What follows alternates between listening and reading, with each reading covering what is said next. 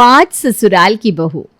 जैसा कि आजकल लगभग हर लड़की की चाहत होती है कि शादी की बाद ससुराल में उन्हें सास ससुर ननद के साथ रहना ना पड़े, बस पति पत्नी अकेले रहे। ससुर को तो एक बार को नई बहू बर्दाश्त भी कर ले, लेकिन सास का होना किसी भी बहू को पसंद नहीं आता। लेकिन आज की कहानी एक ऐसी लड़की की है जिसे हमेशा से जॉइंट फैमिली का शौक रहा।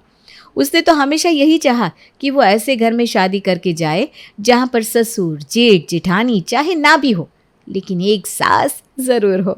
भरे पूरे परिवार में शादी करने के अपने इस सपने के चलते शीतल कई अच्छे अच्छे रिश्तों को सिर्फ इसलिए ठुकरा देती है क्योंकि वहाँ पर घर में सास यानी कि लड़के की माँ नहीं थी।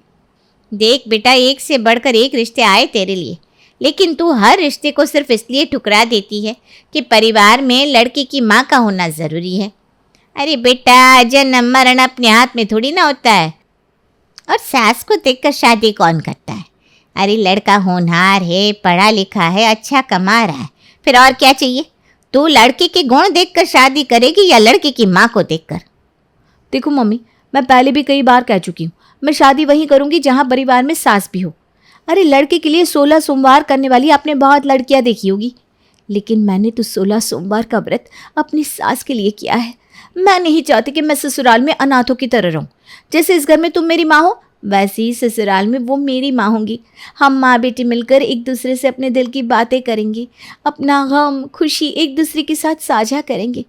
अरे अकेले अकेले जीना भी कोई जीना होता है क्या? बेटा, बात तेरी ठीक है, लेकिन मान ले तू शादी करके जाए और भगवान ना करे उसके बाद लड़के की माँ ना रहे तो? अरे बड़े बुजुर्ग कोई सारा जीवन तो बैठे नहीं रहते, एक ना एक दिन तो उन्हें जाना ही होता है। इसीलिए सास वाली बात पर अटक कर अच्छे रिश्तों के लिए मना मत कर, बल्कि मेरी बात मान और लड़के के गुणों को देख कर रिश्ता जोड़ ले। देखो मम्मी, दुनिया में बहुत तरह के लोग रहते हैं, सबकी अपनी अपनी सोच होती है। अब आप मुझ पर अपनी सोच मत थोपिए। मैं अपना फैसला आपको बता चुकी हूँ। अब अगर कोई अच्छे परिवार वाला लड़का मिलेगा तो ही मैं शादी करूंगी, वरना नहीं करूंगी। बेटी की जिद को देखते हुए शीतल की माँ गौरव नाम के एक लड़के का रिश्ता उसके लिए लेकर आती है। देख बेटा, वैसे तो लड़का अच्छा है, कमाता भी ठीक ठाक है, पर एक समस्या है जो मुझे समझ में आ रही है। वो ये कि लड़के की बुआ तलाकशुदा है, जो तलाक के बाद से अपने मायके में ही रहती आ रही है। अब उसका ना पति है ना बच्चे, तो गौरव को ही वो अपना बेटा समझती है। तो ये समझ ले, ससुराल में तुझे एक नहीं 2-2 सासों का सामना करना पड़ेगा। अरे इससे अच्छी बात और क्या हो सकती है मम्मी कि मैंने भगवान से इस ससुराल में एक माँ मांगी और मुझे 2-2 माँ मिल गई। आप फिक्र मत करो, इस रिश्ते के लिए जल्दी से हाँ बोल दो, मैं मैनेज कर लूँगी, मुझे कोई दिक्कत नहीं आएगी। अरे बेटा, तू अभी समझ नहीं रही है, सास में और माँ में बड़ा अंतर होता है, और जहाँ पर 2-2 हो फिर तो भगवान ही भला करे उस घर का। मम्मी छोड़ो ना ये सारी बात पे, मुझे ये लड़का पसंद है, मैं उससे ही शादी करूंगी। बेटी की जिद के आगे शीतल की माँ की एक नहीं चलती और कुछ ही दिनों में शादी करके शीतल अपने ससुराल पहुंच जाती है। ससुराल पहुंचने के बाद उसे समझ में आता है कि यहाँ 2 नहीं, यहाँ तो आधा दर्जन सास उसके इंतजार में पल के बिछाए बैठी थी। देखो बेटा, तुम इस घर की बहू नहीं हो, गुरूर हो हमारा। देखो, हमारा परिवार शुरू से ही एक जॉइंट फैमिली रहा है। मुझे तो हमेशा से बड़ा शौक़ था कि मुझे बेटा पैदा हो, फिर मैं उसके लिए एक सुंदर सी दुल्हनिया लेकर आऊँ। लेकिन ऊपर वाले की मर्ज़ी के आगे किसी का जोर चलता है क्या? एक के बाद एक मुझे 2 बेटियाँ हुई, लेकिन एक भी बेटे का मुँह मुझे भगवान ने नहीं दिखाया। उसके बाद शर्मिला शादी करके घर में आई। शर्मिला यानी कि तुम्हारी सास। शर्मिला को एक ही बच्चा हुआ और वो तुम्हारा पति गौरव। शर्मिला की तरह एकता को भी शादी के बाद 2 बिटियाँ हुई, लेकिन बेटा नहीं हुआ।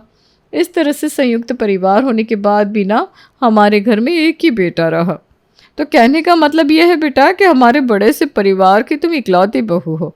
तो ऐसा मत समझना कि तुम सिर्फ शर्मिला की बहू हो। शर्मिला से पहले तुम्हारे ऊपर मेरा अधिकार है।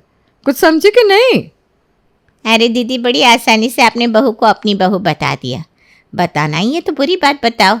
शीतल सिर्फ आपकी नहीं, मेरी भी इकलौती बहू है। वाह भाभी वाह, अपनी तीनों देवरानी जेठानियों की कहानी घर घर की आपने उसे पूरी सुना दी, लेकिन ये नहीं बताया कि आप तीनों के अलावा एक सास और भी रहती है घर में। आप दोनों की तो बिटिया भी है, लेकिन मेरे लिए तो गौरव ही मेरा सब कुछ है।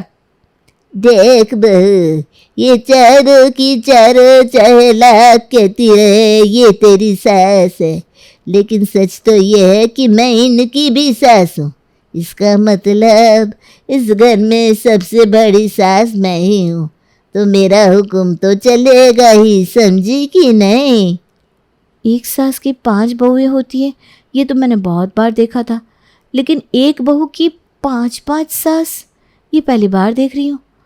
भगवान, मैंने तो आपसे बस इतना ही मांगा था कि ससुराल में मुझे एक सास दे देना। मुझे क्या पता था कि आप मुझे छप्पर फाड़ के सास दोगे। हाँ, आपने तो मेरे नसीब में ऐसा ससुराल लिख दिया जिसमें एक नहीं, 2 नहीं, पूरी 5 सास है, और पांचों ही अपनी अपनी दावेदारी जता रही हैं। हे भगवान, समझ में नहीं आ रहा किसकी बात सुनूं और किसकी नहीं।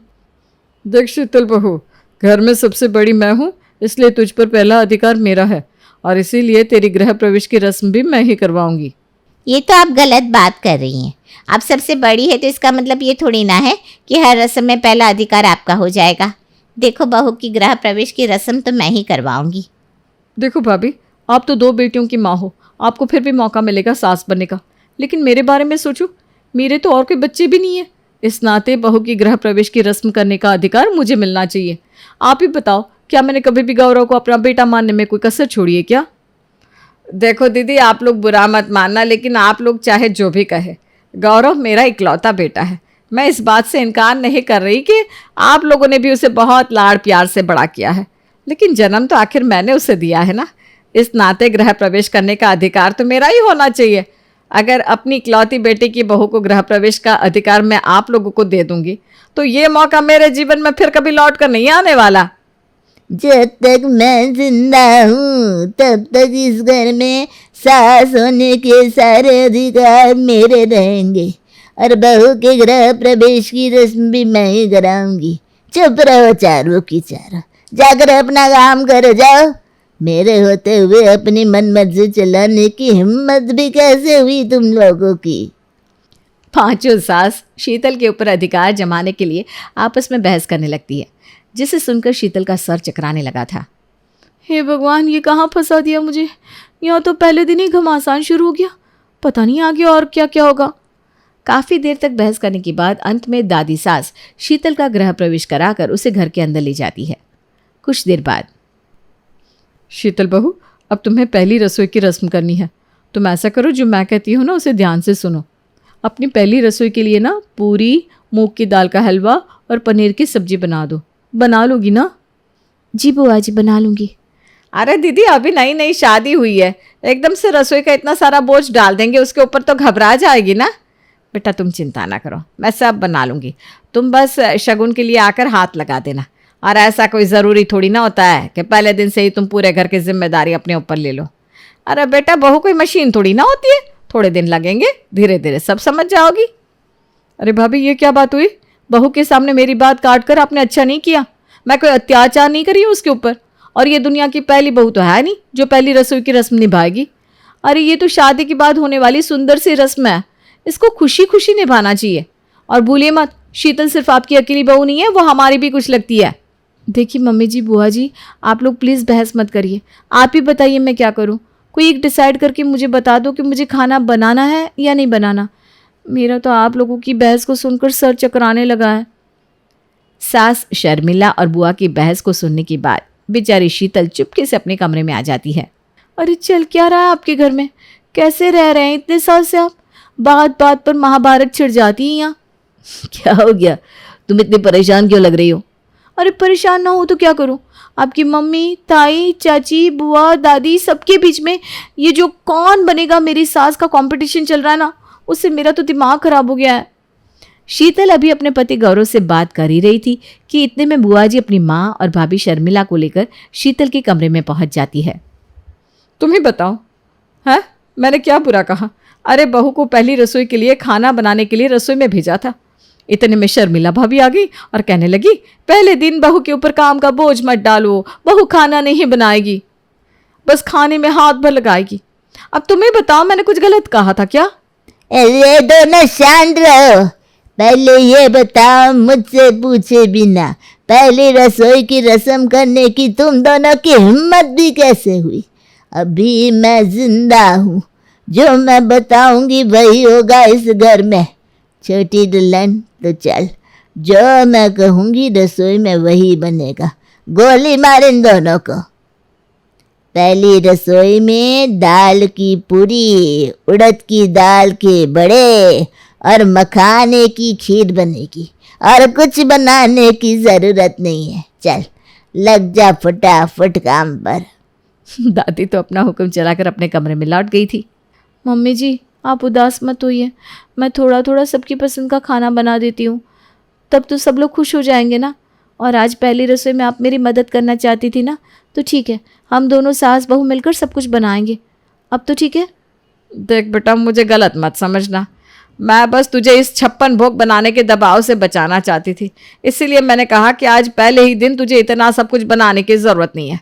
किसी तरह की बहस या लड़ाई झगड़े में फंसना मेरा मकसद नहीं था। मैं समझती हूँ मम्मी जी, मैं जानती हूँ आप सास होने का हक मुझ पर जमाए या ना जमाए, लेकिन सच्चे मन से प्यार तो मुझे करती हैं। और देखा जाए तो कायदे से मेरी सारी रस्में करने का पहला अधिकार तो आपका ही है ना। ससुराल में होती हुई खींचतान हर गुजरते दिन के साथ बढ़ती जा रही थी।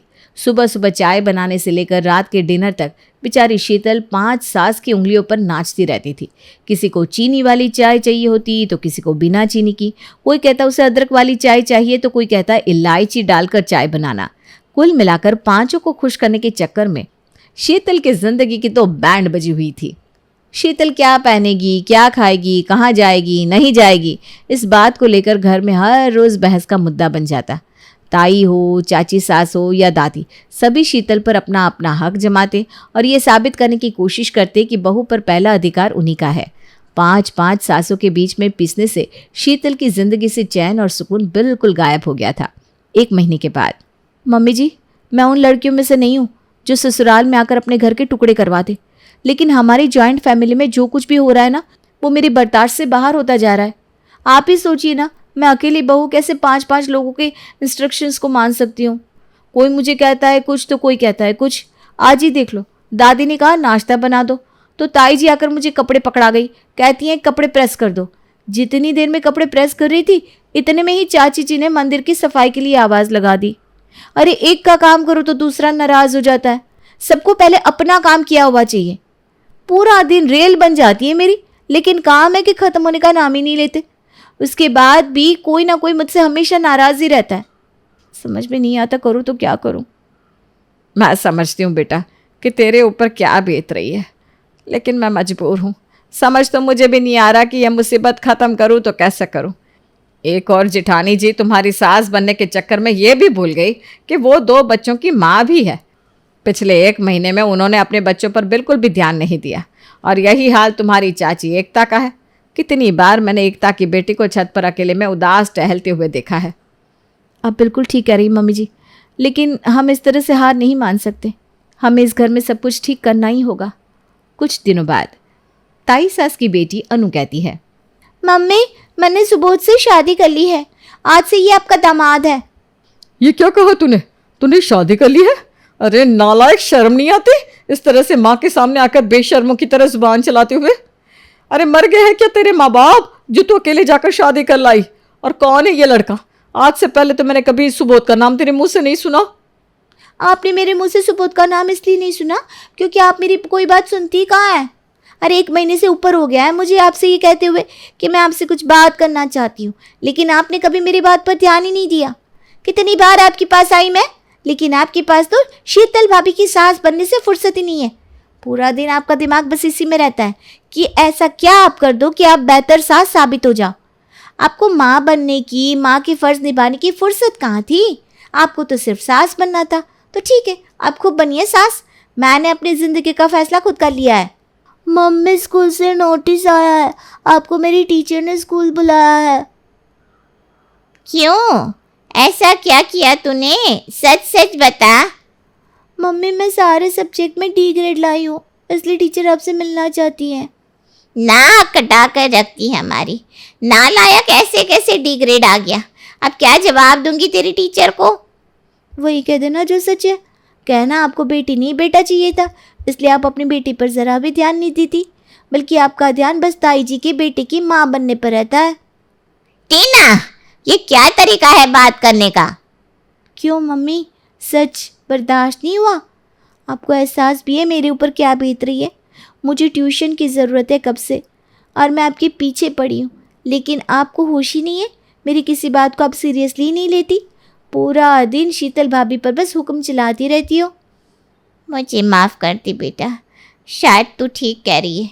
शीतल के लिए तो शर्मिला दीदी है, लेकिन तुम दोनों के लिए मेरे सिवा और कोई नहीं। मुझे अपने बच्चों पर ध्यान देना चाहिए था। मैं भी बहुत पछता रही हूँ।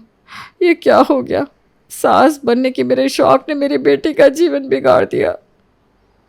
तो क्या अभी भी आप लोग मेरी सास बनी रहेंगी या फिर? अरे भाई, मुझे किसी की सास नहीं बनना। पहले माँ होने के फ़र्ज तो निभा लूँ, बाद में बनूंगी सास।